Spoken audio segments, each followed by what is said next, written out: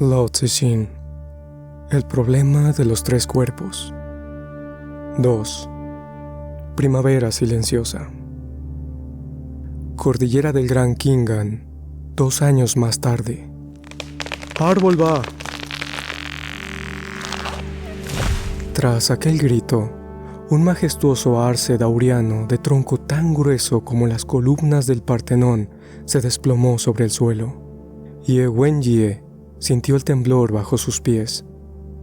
Cogió el hacha y la sierra y empezó a despejar el tronco de ramas. Siempre que lo hacía, se imaginaba amortajando el cadáver de un gigante. A veces incluso le parecía que el gigante era su padre, y volvía a su memoria la imagen de aquella funesta noche, 2 años antes, en que había limpiado su cuerpo en la morgue. Las grietas y las astillas del árbol le recordaban los cortes y las heridas que lo cubrían. Las 6 divisiones y los 41 regimientos del Cuerpo de Producción y Construcción de Mongolia Interior, más de 100,000 personas, se hallaban dispersos por los vastos bosques y las llanuras de la región. En un primer momento, recién llegados de las ciudades a aquel mundo desconocido rural por el cual las abandonaban, muchos de aquellos jóvenes instruidos, como se les conocía, albergaban una romántica aspiración. Cuando los tanques de los imperialistas revisionistas soviéticos alcanzaran la frontera sino-mongola, correrían a armarse y a hacer de sus carnes la primera línea de defensa de la República. Aquella había sido, en efecto, una de las consideraciones estratégicas al crear el cuerpo. Sin embargo, esa batalla que ansiaban librar parecía una gran montaña al fondo de una planicie, claramente real a sus ojos, pero tan lejana todavía que bien podía ser un espejismo. Así que de momento se dedicaban a allanar tierras, criar animales y talar árboles. Muy pronto, aquellos jóvenes hombres y mujeres que un día estuvieron inflamados de fervor revolucionario, descubrieron que, frente a la inmensidad del cielo y la tierra de esa región, incluso las más grandes ciudades del interior de China resultaban meros establos de ovejas, que en mitad de aquellos enormes y gélidos bosques y llanuras, su ardoso entusiasmo era insignificante. Aún derramando hasta la última gota de sangre, tan solo conseguirían enfriarse más rápido y resultar menos útiles que una boñiga de vaca. Pero arder, o hacer arder, estaba en su destino y en el de toda una generación. Bajo sus sierras mecánicas, las vastas extensiones de frondosos bosques acababan convertidas en montañas peladas y valles estériles. Al paso de sus tractores y cosechadoras, las más anchas llanuras se convertían primero en campos de grano, luego en desiertos. Ye Wenjie no concebía otro calificativo para toda aquella destrucción que el de barbarie.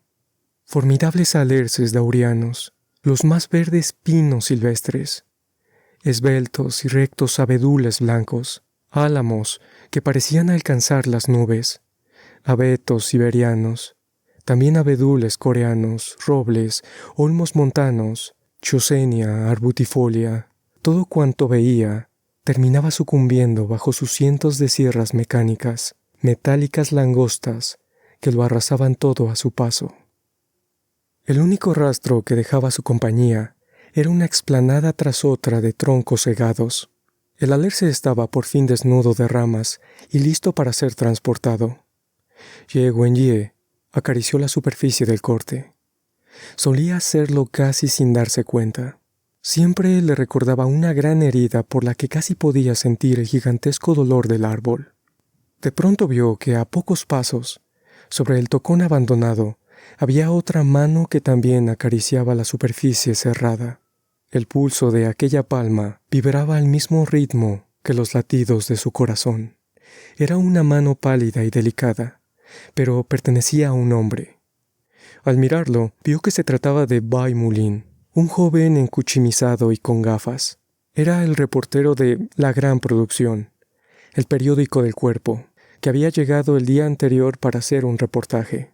Ye Wenjie había leído sus artículos Estaban muy bien escritos y su poética belleza contrastaba con la crudeza del tosco entorno que describían. Ma Gan, ven aquí. Bai Mulin llamaba a un joven que se encontraba a poca distancia de él, tan robusto y fuerte como el alerce dauriano que acababa de derribar. Cuando se le acercó, el reportero dijo: ¿Sabes cuántos años tenía este árbol? Cuenta los anillos, contestó aquel con un resoplido, señalando el tocón. Ya lo he hecho, 330. ¿Cuánto has tardado tú en derribarlo? Menos de 10 minutos. Mi sierra mecánica es la más rápida de toda la compañía. Equipo que me asignan, banderín rojo al trabajador modélico que me gano. Bai Mulin estaba acostumbrado a aquel entusiasmo. Era todo un honor salir entrevistado en la gran producción. Más de 300 años. Esos son una docena de generaciones.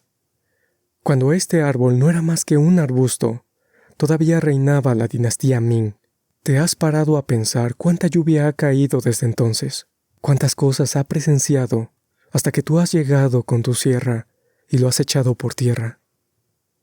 ¿Es posible que no sientas nada? ¿Qué quieres que sienta? Ma Gan frunció el ceño. No es más que un árbol. Aquí nos sobran. Está bien, déjalo. Vuelve a tu trabajo, dijo el reportero, decepcionado, sacudiendo la cabeza. Se sentó en el tocón y exhaló un hondo suspiro. Ma Gan también sacudió la cabeza. Al parecer, no iba a haber entrevista. Estos intelectuales están chalados, refunfuñó, dirigiendo la mirada a Ye Wenye para incluirla en su juicio. El gigantesco tronco comenzó a ser arrastrado. Al moverlo, las rocas y los tocones del camino resquebrajaron aún más su corteza. Agravaban las heridas del cuerpo. Su rastro era un hondo canal en la hojarasca que enseguida se iba llenando de agua. Las hojas podridas la teñían de sangre oscura. Wenye, ven a descansar, la llamó Bai Mulin, señalando la otra mitad del tocón sobre el que estaba sentado.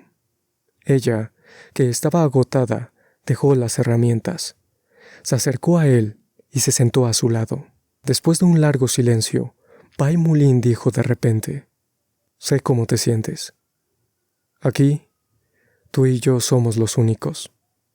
Ye Wenye permaneció callada. Él ya lo había anticipado, pues sabía que era muy parca en palabras y raramente conversaba con nadie. Hablaba tan poco que los recién llegados al cuerpo solían tomarla por muda. «Estuve en esta región hará cosa de 1 año», siguió él. «Recuerdo que llegué al mediodía y me dijeron que íbamos a comer pescado. Yo miré alrededor de la cabaña y no vi más que un caldero de agua en el fuego. ¿De qué pescado me hablan?», pensé. Luego, cuando el agua empezaba a hervir, el cocinero salió con un rodillo, se fue al río, se puso a dar de golpes en el agua y volvió con un montón de peces. Era tan fértil. Y ahora mira cómo está. No lleva más que agua sucia. Te juro que a veces no sé si el cuerpo se dedica a construir o a destrozar». «¿Qué te hace pensar eso?», preguntó ella, sin revelar si coincidía o discrepaba, pero con evidente aprecio. «Es que acabo de leer una obra que me ha impactado. ¿Sabes inglés?». Al ver que asentía, se sacó de la bandolera un libro con la portada azul. Ella, tras cogerlo, vio que se trataba de Primavera Silenciosa, de Rachel Carson. «¿Dónde lo has conseguido?», le preguntó con voz baja, alarmada. «Se ve que ha llamado la atención de los gerifaltes y nos han mandado traducirlo para consumo interno. Yo me encargo de la parte que habla de los bosques». A Wenye le bastó hojearlo para sentirse atraída. En una escueta introducción, la autora describía un pequeño pueblo cuyos habitantes iban muriendo en silencio por culpa del uso de pesticidas. La prosa era clara y sin adornos, pero saltaba a la vista lo concienciada que estaba quien lo escribía. «Voy a mandar una carta a la dirección central, contándoles las irresponsabilidades que está cometiendo el cuerpo», dijo Bai Mulin. Ye Wenye levantó la vista del libro. Pasó un buen rato hasta que fue consciente del significado de sus palabras. Sin decir nada, Volvió a mirar el texto. Si quieres leerlo, te lo presto. Pero no dejes que nadie lo vea. Ya sabes que estas cosas... Se levantó y echó un vistazo alrededor antes de marcharse.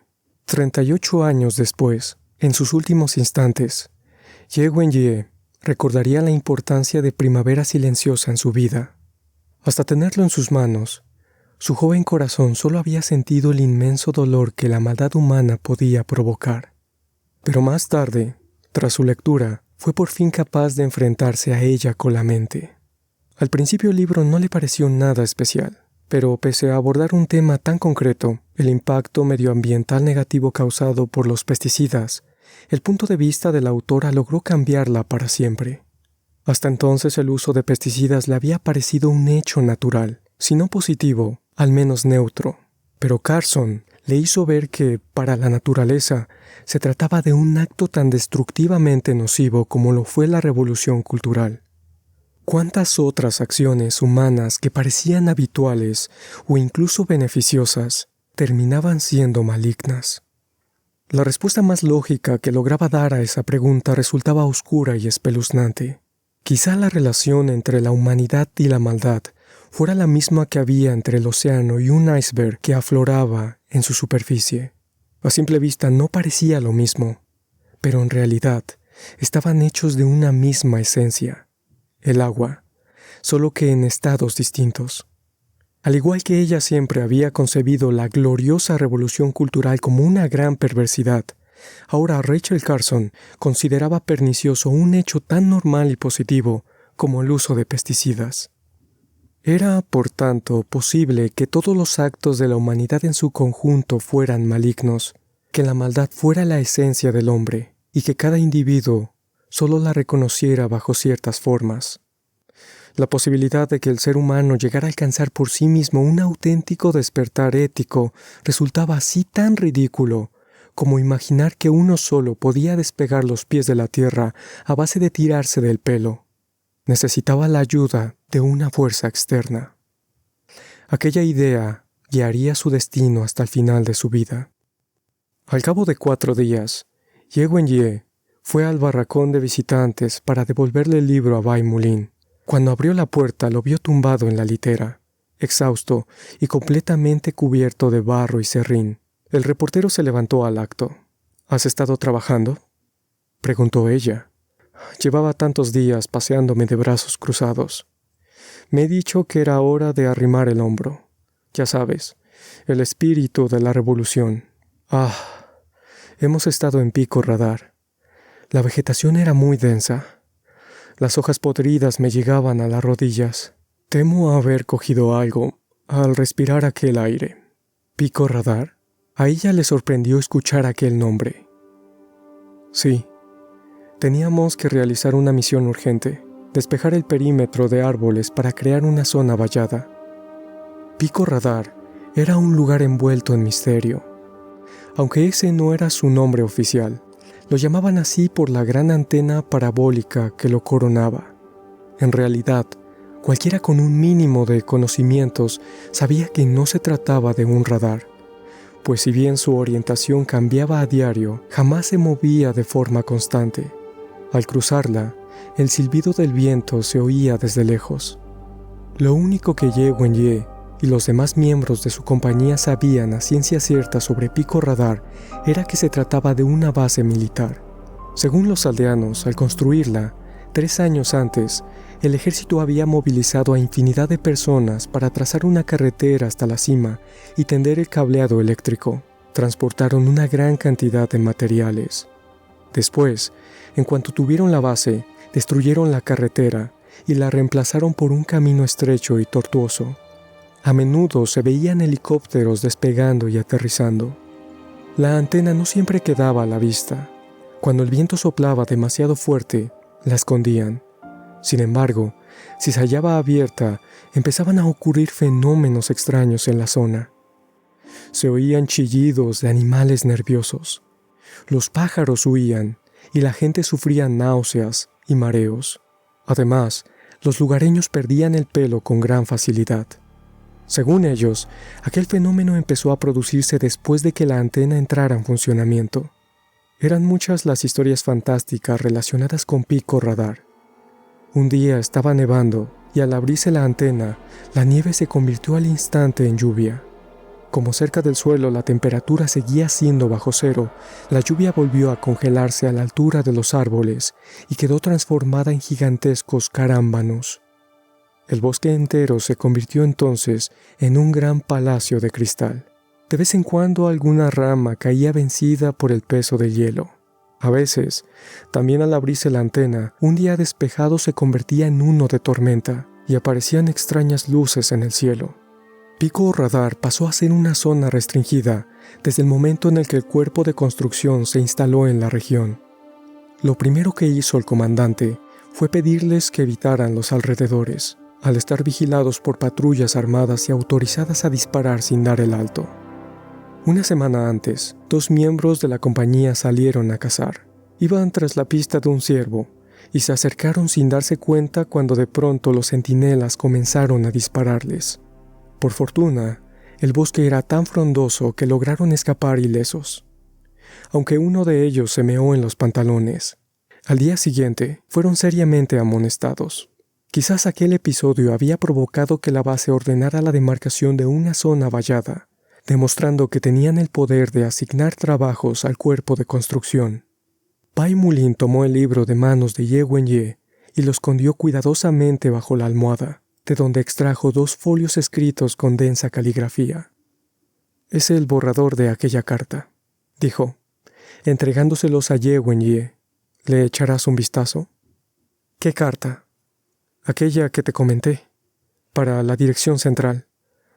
La letra era muy poco legible y tardó en terminarla, pero el contenido era detallado y estaba rigurosamente argumentado.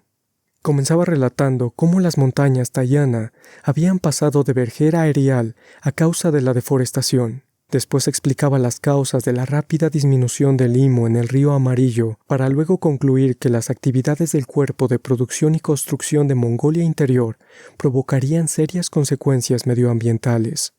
A Ye Wenye, el estilo le recordó al de Primavera Silenciosa. Era escueto y sobrio, pero a la vez poético. «Está muy bien escrita», sentenció con pesar. «De acuerdo», dijo él, «entonces la mando». Cogió 2 folios en blanco y se dispuso a escribir, pero las manos le temblaban tanto que no pudo trazar ni un carácter. Aquello les ocurría a todas las personas que usaban una sierra mecánica por primera vez. El temblor era tan fuerte que eran incapaces no ya de escribir nada, sino ni siquiera de sostener un cuenco de arroz. «Te la paso a limpio», intervino Ye Wenye, tomándole el bolígrafo de las manos. «¡Qué letra tan bonita!», dijo él en cuanto vio la primera línea sobre el papel. Luego le sirvió un vaso de agua, aunque con los temblores acabó derramando más de la mitad, y ella tuvo que apartar el folio. «¿Estudiaste física?», le preguntó él. «Astronomía física. Ahora no tiene ninguna utilidad», contestó ella sin levantar la vista. «Es el estudio de las estrellas. ¿Cómo no va a tener utilidad? Las universidades están volviendo a abrir. ¿Qué hace una persona tan preparada como tú en un lugar como este?» Ye Wenye se limitó a seguir escribiendo con la cabeza hundida. No quería decirle que, para alguien como ella, era una suerte que la hubieran admitido en el cuerpo. No quería contarle nada de su situación. Tampoco iba a servir de mucho. En la habitación solo se oía el roce del bolígrafo sobre el papel. Ella olió el serrín que despedía el cuerpo del reportero. Tras la muerte del padre, aquella era la primera muestra de afecto que sentía. También era la primera vez que bajaba las defensas y se relajaba. Al cabo de 1 hora, tuvo la carta pasada a limpio. Escribió en un sobre la dirección que Pai Mulin le dictó y se despidieron. Camino de la puerta, se volvió en un impulso. «Dame el abrigo.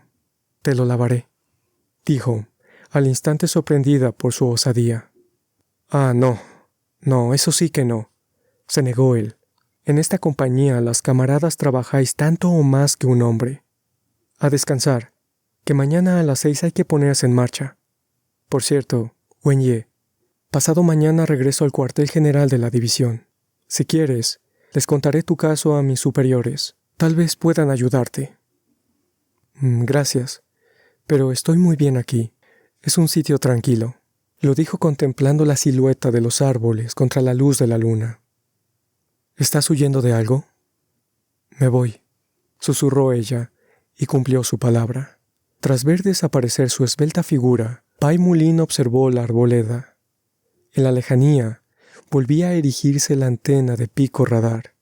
Brillaba con un frío destello metálico. 3 semanas después, alguien del cuartel general fue a buscar a Ye Wenye. Ella, al entrar en el despacho, supo que algo iba mal. Tanto el comandante de la compañía como el instructor político estaban presentes. También se hallaba un hombre con expresión muy seria al que no conocía. Sobre la mesa, frente a él, había un maletín negro con un sobre y un libro al lado. El sobre estaba abierto, y el libro era el ejemplar de Primavera Silenciosa que ella había leído.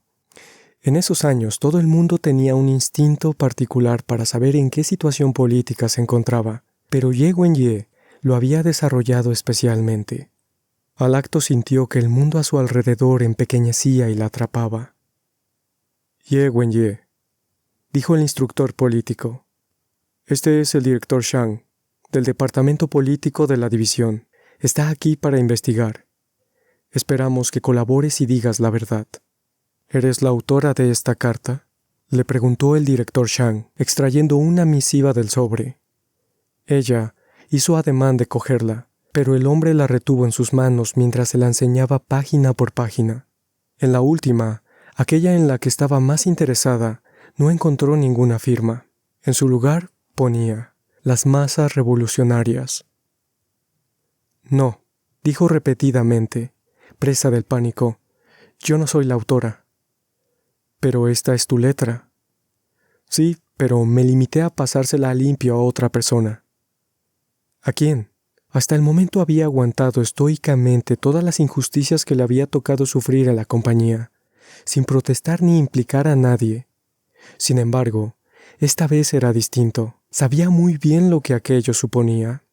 Aquel reportero de la gran producción, que estuvo de visita la semana pasada, se llamaba Ye Wenye, interrumpió el director Shang. Sus ojos negros la escrutaban. Déjame que te advierta una cosa. Si arrastras contigo a terceros, solo conseguirás agravar tu problema. Hemos hablado con el camarada Bai Mulin y sabemos que lo único que hizo fue mandar la carta desde Hohhot, siguiendo tus instrucciones y sin conocer el contenido de la misma. ¿Eso ha dicho? Un velo negro ensombreció su mirada. Obviando la pregunta, el director Shang tomó el libro en sus manos. Claramente, tu carta se inspiró en esta obra. Mostró el libro al comandante de la compañía y al instructor político. Primavera Silenciosa se publicó en Estados Unidos en 1962 y tuvo mucha influencia en el mundo capitalista. Sacó otro ejemplar del maletín. La portada era blanca y tenía el título mecanografiado. Esta es la traducción al chino. Las autoridades la distribuyeron entre algunos dirigentes para su crítica. El veredicto es claro. Se trata de una perniciosa obra de propaganda reaccionaria que expone una teoría apocalíptica y disfrazada de idealismo histórico. Con la excusa de tratar el deterioro medioambiental, intenta justificar la gran corrupción que reina en el mundo capitalista. El contenido es extremadamente reaccionario. Ese libro, musitó ella, vencida por los acontecimientos, tampoco es mío. El camarada Bai Mulin fue asignado como traductor por las más altas instancias, de modo que, en su caso, la posesión de dicha obra era del todo legítima. Por supuesto, es responsable de haber permitido que la robaras mientras estaba en su guardia y custodia. Ahora su lectura te ha dado armas intelectuales para atacar al socialismo. A partir de entonces, Ye Wenye guardó un profundo silencio. Sabía cuán peliaguda era la situación en que se hallaba. Todo amago de resistencia era ya inútil. Al contrario de lo que afirman muchas fuentes históricas, Bai Mulin no intentó incriminar a Ye Wenye desde el primer momento. La carta que dirigió a la dirección central probablemente estuvo motivada por su gran sentido de la responsabilidad, pecando de extrema confianza. Los vaivenes de la política de la época se debían a una compleja suma de factores. Uno nunca sabía a ciencia cierta qué era tabú y qué no. Tal vez su carta tuvo la desdicha de abordar un asunto que era sensible, pero al enterarse del revuelo que causó, el miedo se apoderó de él y decidió sacrificar a Ye Wenye para salvarse. Medio siglo más tarde, los historiadores coincidirían en que ese suceso de 1969 supuso un punto de inflexión en la historia de la humanidad. Bai Mulin llegó a ser una figura histórica, aunque él ni lo buscó ni tampoco lo supo. Los académicos glosan su pobre vida de la siguiente manera. Continuó trabajando en la gran producción hasta 1975, cuando el cuerpo de producción y construcción de Mongolia Interior fue desmantelado. Luego lo mandaron a una ciudad del noreste de China para incorporarse a la Asociación de la Ciencia hasta principios de los años 80. Entonces abandonó el país y se marchó a Canadá para dar clases en una escuela china de Ottawa hasta 1991. Año en que murió de un cáncer de pulmón. Que se sepa, no volvió a mencionar el nombre de Ye Wenye. Tampoco consta si se sentía responsable de sus actos. Wenye, aquí siempre nos hemos portado muy bien contigo, le dijo el comandante de la compañía, exhalando una espesa bocanada de humo de tabaco moe con la vista puesta en el suelo. Debido a la clase a la que pertenecía tu padre, y dados sus antecedentes, ha sido siempre considerada una sospechosa política. Y, sin embargo, aquí te hemos tratado como a una más. ¿Cuántas veces te hemos hablado, tanto tu instructor político como yo, sobre tu tendencia a aislarte de los demás y tu falta de motivación, todo por ayudarte? Y mírate ahora, cometiendo un error tan grave. Yo ya dije que estaba muy resentida por lo que pasó durante la Revolución Cultural, apostilló el instructor político. Que esta tarde 2 hombres la escolten hasta el cuartel general de la división junto con las pruebas de su crimen, sentenció el comandante. Llamaron a sus compañeras de celda, una a una, hasta quedarse a solas. El montoncito de carbón que había en un rincón de la celda se había apagado por completo. El fuego de la estufa llevaba rato extinguido y nadie venía a reavivarlo. Hacía mucho frío y Ye Wenye se cubría el cuerpo con una manta. Antes del anochecer, fueron a verla 2 militares. Eran una mujer y un hombre. Ella, de mayor edad y dirigente del partido, fue anunciada por su acompañante como la representante militar del Tribunal Intermedio del pueblo. Me llamo Chen Lihua, saludó la mujer. Tenía unos 40 años, llevaba gafas de montura gruesa y vestía uniforme militar. Su rostro era amable y saltaba a la vista que de joven había sido muy hermosa. Su sonrisa emanaba simpatía. Ye Wenye era consciente de lo inusual que resultaba que una oficial de tan alto rango se interesara por su caso. Asintió con la cabeza, cautelosa, y le hizo un sitio en el camastro para que se sentara. Pero, ¡qué frío hace aquí!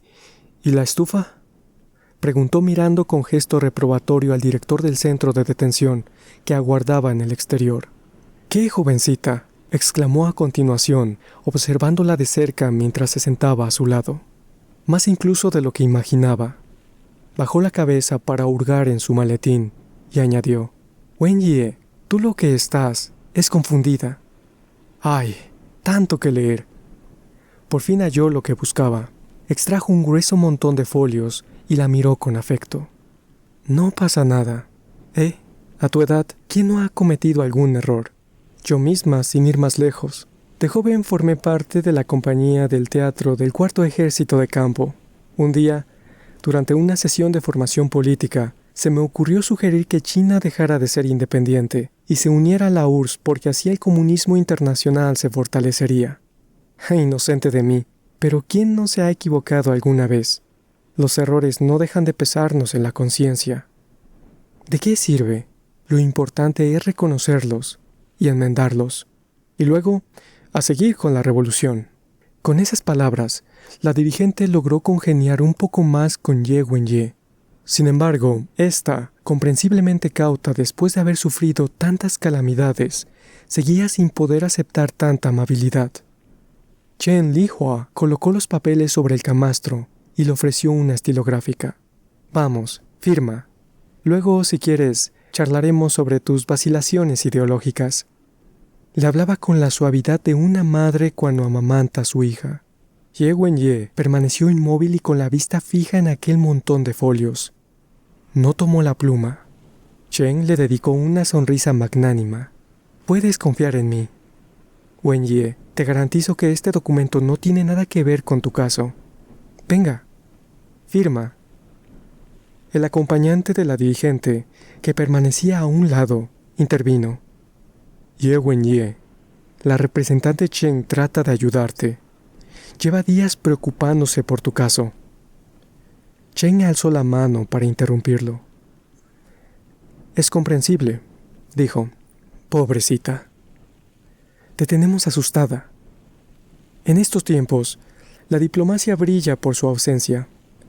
Tanto en el cuerpo de construcción como en el tribunal del pueblo, hay camaradas tan directos que rozan la mala educación. No son maneras.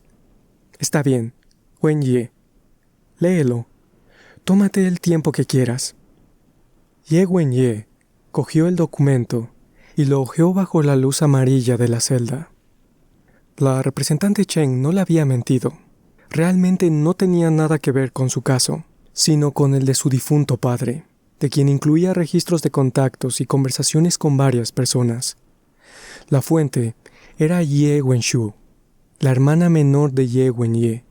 Siendo uno de los miembros más radicales de la Guardia Roja, no había dudado en denunciar a su progenitor con numerosos informes sobre sus supuestos crímenes, los cuales desempeñaron un papel clave a la hora de conducirlo a la muerte.